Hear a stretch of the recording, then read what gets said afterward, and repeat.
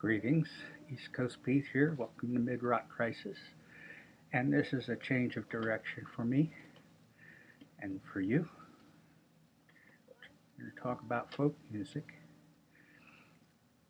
Today we're going to talk about Sandy Denny, born in 1947, died in 1978. She was a singer-songwriter with one of the purest voices in the history of popular music.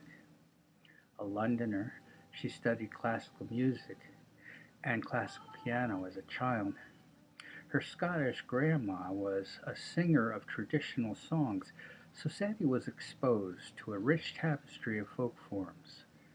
Kingston College, she met John Renbourn and began to perform on the coffeehouse circuit, singing Tom Pax's songs and pastoral folk music from days of yore. She was featured on two albums in 1967, Alex Campbell and His Friends, and Sandy and Johnny with Johnny Silvio. We're covering This Train, Don't Carry No Gamblers, This Train, stuff like that. She came to the attention of the Strawberry Hill Boys, also known as the Strawbs, in '67, when she was playing at the Troubadour. They soon recorded an album titled All Our Own Work, but it wasn't released until 1973. Who knows where the time goes? And this gave Denny's name recognition beyond the UK on the song On My Way. Singer-songwriter Dave Cousins perhaps unknowingly borrowed a line from the 1930s Our Gang short film with the homemade fire engine where Mickey asks, "Hey Stymie, where you going?" And Stymie replies, "I don't know, but I'm on my way." The 1968 Fairport Convention held auditions for a vocalist to replace Judy Dibble, who was an adequate but not great vocalist. And there was no contest. Sandy Denny would be Fairport Convention's lead singer. And it was implied that she encouraged her new band to explore traditional English folk music. But the actual story was that Sandy wanted to broaden her own exposure beyond traditional folk by writing and performing her own music. The other members of Fairport were already well steeped in folk. Sandy brought in a broader experience with a more varied palette of vocal strengths. When her folk songs were added to Fairport's eclectic repertoire, English folk rock became a new genre in the music landscape. With her first Fairport albums, What We Did on Our Vacation and Unhalf Bricking, her poignant, otherworldly renditions gave the band a new dimension.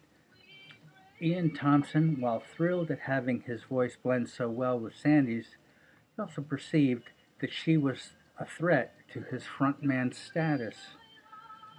After the work for Unhalf Bricking was completed, he took his leave.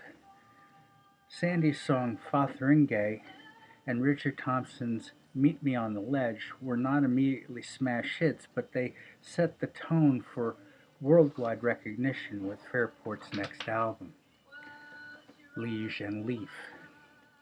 Traditional battle Matty Groves was given an update, and Tam Lin a new treatment of the traditional old song Old Tambling. It was a good example of what could be done by combining historic songs with Fender guitars and a steady beat. When hearing Come All Ye, we forget that this is a modern folk band and are whisked back to a festival on the grounds of an English manor in the 17th century. Before Sandy, Fairport was considered to be the Brit Jefferson Airplane, but no longer. With Sandy Denny, they found their own unique identity, and countless few fans would become aware of Richard Thompson's singing talent as well as Fairport's new harmonies. Ian Thompson had been replaced, so the other male musicians now had to step up and contribute backing vocals. A Sailor's Life track is considered a milestone for their new direction. I wish it wasn't to be, but Sandy chose to leave Fairport after the success of Liege to form her own band, Fotheringay. It was named after Denny's song on Fairport's What We Did for Our Vacation. The name is a reference to the castle where Mary, Queen of Scots, was incarcerated and beheaded in 1586. Ironic, and I say this because Fairport Convention is still playing today, but Sandy Denny is not. The piano became Sandy's main instrument for performing and composing. When she left Fairport, it was to further her composing. Her band Fotheringay included Australian Trevor Lucas, whom she would marry in 1977. This band only put out one contemporaneous album. 5 of the songs were hers, one was Lucas's, and there were 2 covers, one from Bob Dylan and the other from Gordon Lightfoot. The album was not all that Sandy had wanted it to be. Critics called it pseudo-Fairport, without the chops or the charm of her Fairport contributions. Sandy reluctantly decided to pursue a solo career after meager sales. In 1971, Sandy put out her North Star Grassman and the Ravens, subtle lyrics and unanticipated harmony. Her Fotheringay band dissolved when producer Joe Boyd bailed. Some songs from the unfinished Fotheringay 2 were remixed for North Star, and Richard Thompson came back and played guitar.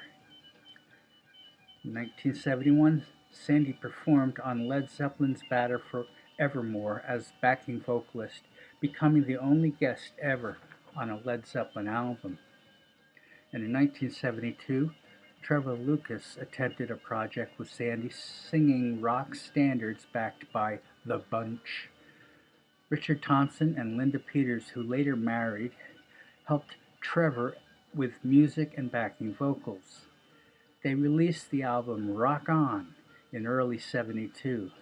Their covers of Chuck Berry, Elvis Presley, Buddy Holly, and the Everly Brothers, and were featured Trevor adding a horn section to the recording. After the album was released, the Bunch disbanded, and the horn players reformed as the Average White Band. 1972, Sandy with Richard Thompson and Dan Swarbrick. Critics agree that this album is her best solo effort. Sandy's songs, Go Your Own Way, My Love, It Suits Me Well, and It'll Take a Long Time, and a Bob Dylan cover, Tomorrow is a Long Time, were the standouts. Sandy was very depressed when this album failed to chart. Her peers would tell her, it's a folk album. They never chart. But Sandy saw how Joni Mitchell was wildly successful. And wasn't that also folk? Janis Joplin was also successful with her cosmic blues belting style. Why couldn't Sandy do that? Trevor had joined Fairport. They put out the album Rosie, but they too had low sales, mostly due to the absence of Richard Thompson and Simon Nicole. Sandy had to decide if she would give up her solo career and rejoin Fairport, which was now manned with several Fotheringay alumni. In '73, the Strawbs' All Our Own Work is finally released. Recorded in '67, it contains only one Sandy Denny composition, Who Knows Where the Time Goes. On the 2010 reissue, tracks 2 Weeks, Last Summer, and Nothing Else Will Do feature Sandy singing lead, but this was 4 years ago. Ancient History. '74, Like an Old-Fashioned Waltz. This is another Sandy solo effort, more pop and jazz than folk rock. And the song Solo was the best song on the album. Sandy had rejoined Fairport by the time this album was released. In 1975, Rising for the Moon. Sandy, Lucas, and Donahue joined Peg, Maddox, and Swarbrick in Fairport. Poking fun, fans and critics dubbed them Fotheringay Convention and Fotheringport Confusion. Fairport went on their extended Rising Moon tour. The album charted, reaching number 63, but again was not the blockbuster Sandy had expected. In 77, Rendezvous, meant to deliver Sandy into mainstream rock on the strength of her Gold Dust single. Our Days was a 7-minute anthem. Sandy was not able to tour since she was pregnant. This caught Trevor and Sandy by surprise. Sandy's voice was worn out from the Rising for the Moon tour, and her sessions for Rendezvous were doubly trying. She needed time off, but she wouldn't take it. She felt that by now her career should be on a par with several other Brit musicians, and ambition took precedence over prenatal concerns. It wasn't that she didn't want to have a baby. She did, and she had for a long time. It's just tough to be a mom and a singing legend who wasn't making any money. Not with her solo albums, not with her version of Fairport. Plus, most of the music biz was freaking out about the punk phenomenon and its inevitable backlash. It was at this time that Sandy gave birth to her daughter Georgia. Sandy could no longer hide her bipolar condition. Alcohol and drug abuse, plus her increasingly erratic behavior, played a part in her passing away due to a fall. In the years since her death, many posthumous releases added to her reputation. And fame is a potent ally, but can exact an equally powerful price. In 1887, not 1887, that would be nice, 1987 heyday, the BBC collection of concerts from Fairport's halcyon days, taken from John Peel's BBC Top Gear radio shows. Leonard Cohen's Bird on a Wire and Suzanne were covered. Sandy's Fotheringay and Autopsy were included as bonus tracks. Richard Thompson acknowledges that Sandy was the most talented vocalist he has ever worked with. Fairport performs annually at their own music fest at Crowprendy, Oxfordshire, with many different lineups. So many past members and friends participate at these summer outdoor shows. It is truly a Fairport convention. Sandy's songs are kept alive by those who loved her.